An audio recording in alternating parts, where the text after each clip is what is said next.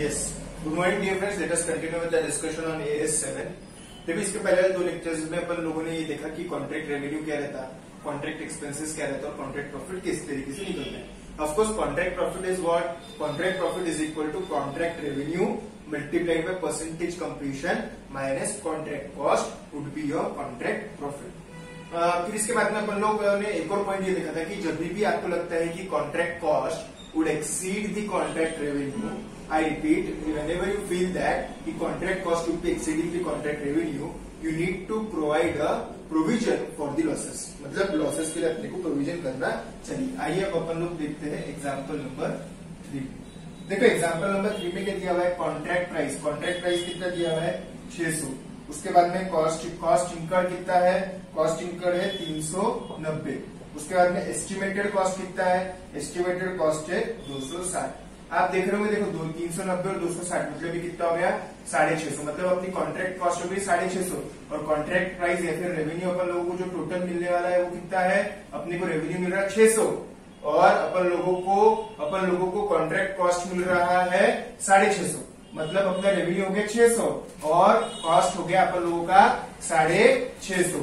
इसका मतलब क्या हो गया, अपन लोगों को ये समझ में आ रहा है कि यहाँ पे कॉन्ट्रैक्ट कॉस्ट एक्सीड्स दी कॉन्ट्रैक्ट रेवेन्यू। तो अपन लोगों को यहाँ पे क्या है करना पड़ेगा, प्रोविजन फॉर लॉसेस। अपना टोटल लॉस कितना है, टोटल लॉस एक्सपेक्टेड, फिर expected loss in this contract is expected loss is equal to 600 minus 650 is equal to 50। अपना 50 का लॉस एक्सपेक्टेड है। अब ये 50 का लॉस किस तरीके से आपको बताने का ये अपन लोग देखते हैं। 50 का लॉस किस तरीके से बताने का ये अपन लोग देखते हैं।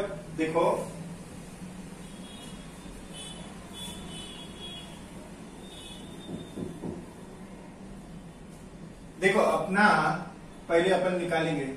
देखो यहाँ पे किस तरीके से मैं स्टेप सीखता, पहले percentage completion is equal to अपन लोगों को कितना काम कंप्लीट हो गया है 390 का, कितना और काम बाकी है 390 plus 260 into 100 390 into 100 divided by 650। ये आता है सपोज से 55%। ये आता है अपन लोगों का 55% है। कितना परसेंट आता बेटा, कैलकुलेटर देना। हाँ ठीक है, 390 डिवाइडेड बाय 650 मल्टीप्लाइड बाय 100, ये आ रहा अपना 60%। ठीक है। अब अपना loss for the year is equal to total अपने कितना मिलने वाला है 600 मल्टीप्लाइड बाय 60%। अभी तक कितना लग गया 390। मतलब ये आ गया अपन लोगों के लिए 360 माइनस 390। ये कितने क्या था, कॉन्ट्रैक्ट रेवेन्यू। ये क्या था, कॉस्ट इंकर्ड टिल डेट। बचता कितना 30 का लॉस। तो लॉस टू बी रिकॉग्नाइज्ड अपने कॉन्ट्रैक्ट अकाउंट में ये साल के loss to be recognised in this year is equal to 30। और थर्ड बात, provision for loss because the contract cost exceeds the contract revenue, so you need to provide for losses. तो provision for loss कितना है अपन लोगों का, provision for loss है यहाँ पे 50 माइनस 30 इज इक्वल टू 20 का प्रोविजन बनाने का है।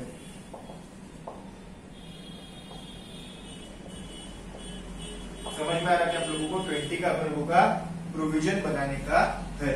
20 का अपन लोगों को प्रोविजन बनाने का है। प्रोविजन फॉर लॉसेस अपन लोगों को 20 का बनाने का है। तो अपना जो टोटल लॉस था 50, उसके अंदर का बाइफर्केशन कैसा है, देखो 30 करंट ईयर, 20 का ये साल का प्रोविजन। मतलब क्या, इन शॉर्ट 50 का आपका डेबिट होगा पीएनएल को। समझ में आ रहा क्या, whenever the contract cost exceeds the contract revenue, you need to provide for the losses। चलो ये हो गया एग्जाम्पल नंबर 3 हो गया। एग्जाम्पल 2 कर सकते हैं आप लोग।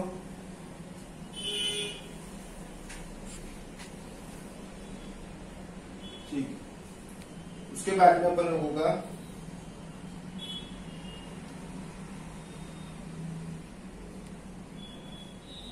ठीक है, देखो इसके अंदर ऐसी बात आ रही थी कि अपन लोगों ने देखा था कि कॉन्ट्रैक्ट कॉस्ट के अंदर क्या क्या आएगा, सारे डायरेक्ट और इनडायरेक्ट एक्सपेंसेस। ठीक है, कॉन्ट्रैक्ट कॉस्ट के अंदर क्या नहीं आने वाला है, सेलिंग एंड डिस्ट्रीब्यूशन ओवरहेड नहीं आएंगे, सेलिंग एंड डिस्ट्रीब्यूशन कॉस्ट नहीं आता। उसके बाद में एडवर्टाइजमेंट कॉस्ट, अगर आप अपने प्रोजेक्ट को प्रमोट करने के लिए एडवर्टाइजमेंट कॉस्ट कर रहे होंगे वो नहीं आएंगे। Depreciation of those equipment that are not used,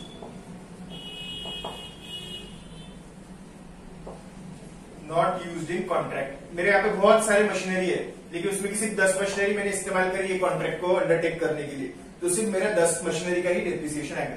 selling distribution नहीं आता, एडमिनिस्ट्रेटिव ओवरहेड नहीं आते, डेप्रिसिएशन नहीं आएगा, और जनरल ओवरहेड्स भी इसके अंदर आने वाले नहीं है।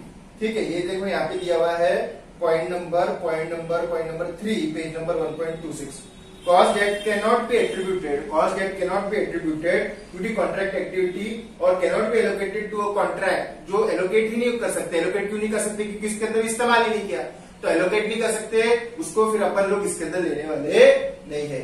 जनरल एडमिन ओवरहेड्स भी नहीं लेंगे, डेली अपने यहाँ पे जो ऑफिस में जो काम चल रहा उसका इससे कोई दूसरा लेना देना नहीं है। सेलिंग कॉस्ट नहीं आएगा, रिसर्च डेवलपमेंट नहीं आएगा, for which reimbursement is not specified in the contract, and depreciation of plant and machinery that are not used in this contract। समझ में आ रहा क्या, रिसर्च एंड डेवलपमेंट कॉस्ट भी नहीं आता है, क्योंकि अपने उसका रिइंबर्समेंट अपन एक पर्टिकुलर कॉन्ट्रैक्ट के लिए नहीं अंडरटेक किया है। तो अपने को बेसिकली कौन सी बातें कॉस्ट में इंक्लूड नहीं होती, selling distribution cost not added, advertisement cost not added, depreciation of equipment that are not used for this contract are not added, general administrative overhead are not added, research and development expenses are not added to the cost, not added to the contract cost. Contract cost के अंदर इसको मिलाना नहीं है, और मिलाए है तो कम करना होगा, ऐड करना नहीं है, और ऐड अगर करे होंगे तो माइनस करना पड़ेगा। समझ में आ रहा है। उसके ऊपर आ रहा point, cost that may be attributable to the contract activity in general can be allocated to the specific contract cost. Machinery का इंश्योरेंस हो गया, लोग जो काम कर रहे हैं उनका वहां का इंश्योरेंस हो गया, डिजाइन का प्रोजेक्ट डिजाइन आर्किटेक्चर का फीस हो गया, कंस्ट्रक्शन ओवरहेड हो गया, ये तो सब आने ही वाले हैं। इसके अलावा और कौन से कॉस्ट आते देखो, लेबर का कॉस्ट हो गया, मटेरियल का कॉस्ट हो गया, depreciation of those machine that are specifically used for that contract आ गया, प्लांट एंड मशीनरी का अगर रेंट से अगर आप ले रहे तो वो आ गया, डिजाइन फीस आ गई, इंजीनियर की फीस आ गई, आर्किटेक्ट की फीस आ गई, पानी वहां पे लग रहा पानी की फीस आ गई, मटेरियल की आ गई, लेबर की आ गई, ट्रक की आ गई, ट्रांसपोर्टेशन की आ गई, वो डायरेक्टली एट्रिब्यूटेबल एक्सपेंसेस, वो कॉन्ट्रैक्ट है तो वो खर्चा हो रहा है। डायरेक्टली एट्रिब्यूटेबल कॉस्ट तो हर जगह ऐड होता ही है। मटेरियल हो गया, लेबर हो गया, वेरिएबल ओवरहेड हो गया, फिक्स्ड ओवरहेड हो गया, लाइटिंग हो गया, पावर हो गया, ये सब चीजें आने वाली। क्या नहीं आता, selling distribution, advertisement, depreciation of plant not used in contract, और जनरल एडमिन और रिसर्च एंड डेवलपमेंट खर्चा नहीं आता है। समझ में आया क्या। अब कैसा रहता है, कभी कभी बहुत सारे कॉन्ट्रैक्ट को आपको एक ट्रीट करना पड़ता है, जिसको अपन बोलते हैं कंबाइनिंग ऑफ कॉन्ट्रैक्ट, और कभी कभी कॉन्ट्रैक्ट को आपको अलग अलग ट्रीट करना पड़ता है, जिसको बोलते हैं आप लोग सेगमेंटिंग ऑफ कॉन्ट्रैक्ट। देखो मैं 3 जगह प्रोजेक्ट कर रहा, A, B, C, ठीक है, A, B, C में 3 प्रोजेक्ट कर रहा है, मलकापुर, खड़की और ये बुल्ढाना शहर में। इसके तीनों के प्रपोजल अलग थे, तीनों के टेंडर अलग थे, तीनों का इसके अंदर मटेरियल अलग लगा, लोग अलग है, काम अलग है, पैसा हर एक का अलग डिसाइड हुआ। तो ये तीनों कॉन्ट्रैक्ट को मैं प्लस करूंगा कि अलग अलग ट्रीट करूंगा, नहीं, मैं तीनों कॉन्ट्रैक्ट को अलग ट्रीट करने वाला हूं, सेगमेंटिंग बोलते हैं। प्रपोजल अलग था, टेंडर अलग था, काम अलग है, तो तीनों कॉन्ट्रैक्ट को अलग ट्रीट करने वाले हैं। समझ में आ रहा क्या, क्योंकि तीनों का एक दूसरे से कोई भी लेना देना नहीं है। अब एक के अंदर ही, जैसे एक के अंदर हम कॉन्ट्रैक्ट करेंगे, उसके अंदर बहुत बोले उन्होंने बाजू में थोड़ा गार्डन भी बना देना, यहाँ पे स्विमिंग पूल भी बना देना, यहाँ पे क्लब हाउस भी बना देना, यहाँ पे ट्री प्लांटेशन का भी कर देना, यहाँ पे पार्किंग का भी बना देना, ये सब बाद में उन्होंने बताते गए। तो ये सब कॉन्ट्रैक्ट एक है कि अलग है, ये सब कॉन्ट्रैक्ट एक है, इसको बोलते हैं कंबाइनिंग ऑफ कॉन्ट्रैक्ट, क्योंकि उससे रिलेटेड ही है ना। जैसे हमने रोड बनाया, रोड बनने के बाद में हमको महानगर पालिका ने बोले साइड में झाड़ भी लगा दो, बराबर प्लांटेशन का भी फैसिलिटी कर दो, वो झाड़ का और रोड का लगभग एक ही काम है, तो that is combination of contract. भले अलग हुआ होगा लेकिन बाद में एक हो गया, दैट इज कॉम्बिनेशन। अभी A, B, C तीनों का प्रपोजल अलग है, हायरिंग अलग है, टेंडरिंग अलग है, पेमेंट अलग है, तीनों का परसेंटेज कंपटीशन है, तो ये वेगवेगळे मतलब अलग अलग कॉन्ट्रैक्ट ट्रीट करने वाले हैं। पेज नंबर आ जाओ आप लोग, पेज नंबर है 1.23, combining and segmenting of construction contract. When the contract covers a number of assets, the construction of each asset should be treated as a separate construction contract. When separate proposal, A का लगाया था, B का लगाया था, C का separate proposal आया था, separate tendering हुआ था. Each asset is subject to separate negotiation. इसका भाव अलग, इसका बोले 150 करोड़ का, इसका 100 का, इसका 50 का, सबका अलग अलग नेगोशिएशन हुआ है और हर एक का कॉस्ट टू रेवेन्यू अलग अलग है, तो हर एक का परसेंटेज कंप्लीशन भी अलग अलग रहेगा. सिंगल कॉन्ट्रैक्ट कब ट्रीट होते हैं? जब कॉन्ट्रैक्टी एक ही पार्टी है या फिर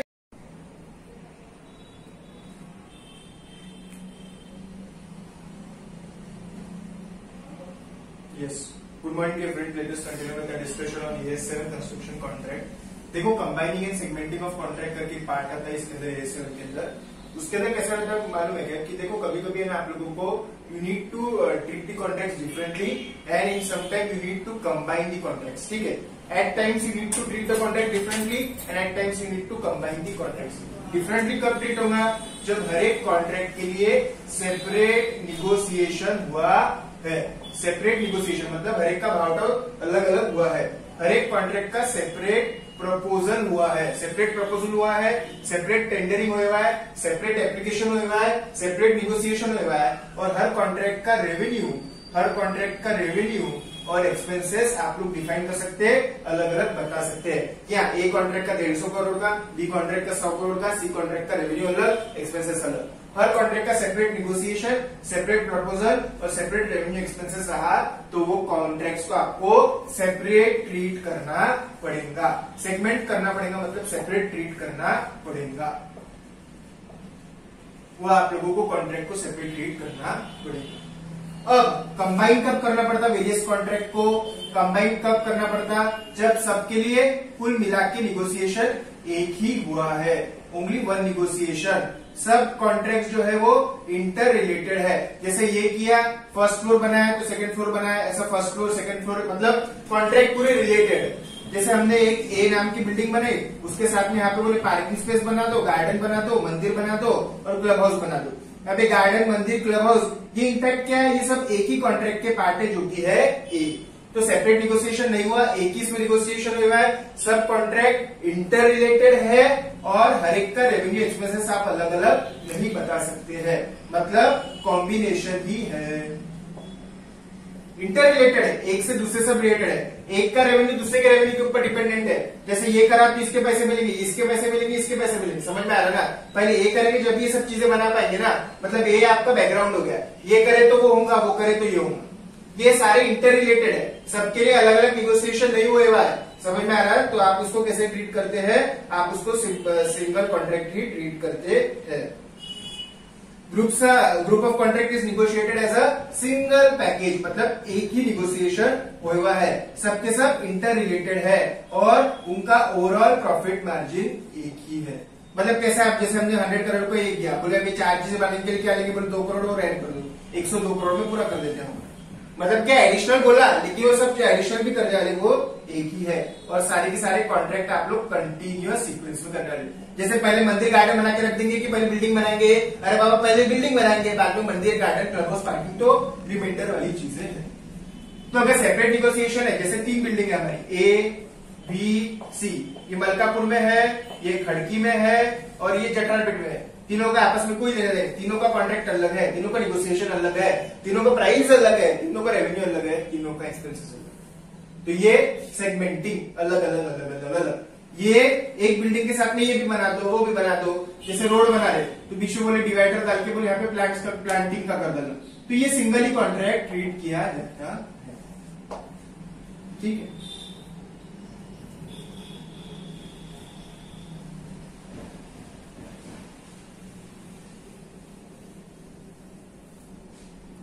आगे बढ़ते हैं.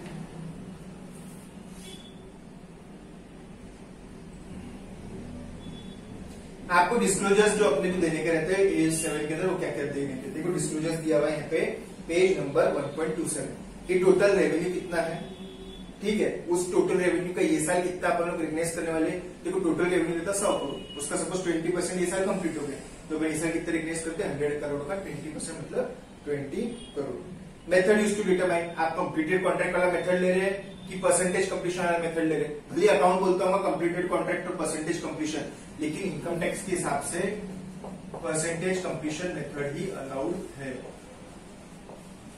तो आप लोगों को क्या फॉलो करना पड़ेगा, सभी लोगों को परसेंटेज कंप्लीशन ही जो अपन लोगों ने अभी सॉल्व किया है, जो अपन लोगों ने अभी सॉल्व किया है उसको बोलते हैं अपन लोग परसेंटेज कंप्लीशन मेथड। और method use to determine the stage of completion, अपन लोग किस तरीके से स्टेज ऑफ कंप्लीशन डिसाइड करने वाले, परसेंटेज कंप्लीशन कैसे डिसाइड करते हैं अपन लोग वो भी बताने का है।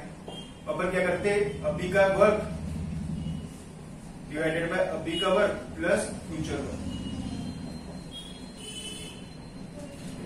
तो क्या क्या लिखने का डिस्क्लोजर में, रेवेन्यू, फिर revenue to be recognised in current period, फिर उसके बाद में ये जो है ये क्या है, ये टोटल रेवेन्यू है, ये साल का रेवेन्यू है। उसके बाद में परसेंटेज कंप्लीशन मेथड, किस तरीके से आपने परसेंटेज डिराइव किया हुआ है वो भी बताने का है, उसका भी कैलकुलेशन आप लोगों को देने का है। तो ये भी अपन लोगों को बताने का है, ठीक है। चलो इसके बाद तो अपन लोग नेक्स्ट इसमें